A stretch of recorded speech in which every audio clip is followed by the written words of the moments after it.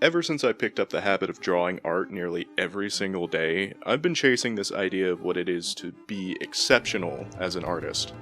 That was only the beginning too, as this mindset has been spilling over into everything else I do on a regular basis.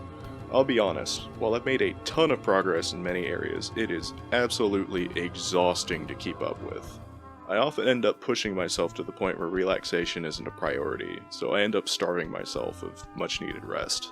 Additionally, I often lose the ability to thoughtfully take in the things around me, something which is absolutely antithetical to the entire point of doing art in the first place. When I inevitably succumb to the need to give myself a break, though, I find myself consuming the kind of media which used to be my primary source of free time. Oftentimes, this comes in the form of getting sucked into a YouTube Shorts vortex. However, I still like to revisit video games or TV shows that bring me both joy and much needed inspiration. And one show in particular has been dominating my attention span for nearly the last entire month. Jujutsu Kaisen.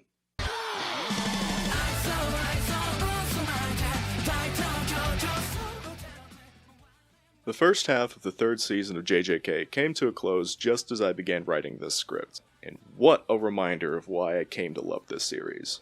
I've been a fan of JJK for about 2 years now, ever since a very specific genre of edit which just kept appearing on my For You page pushed me to give the anime a try. I'm really glad they did too, because there is so much to love about this series. From the amazing fight choreography and OST of the anime, to the intentionality of every brushstroke which brings the pages of the manga to life. I was hooked from the time I watched the first episode, all the way to when I read chapter 271. What ties both the experience of reading the manga and watching the anime together, though, is series author Gege Akutami's amazing writing.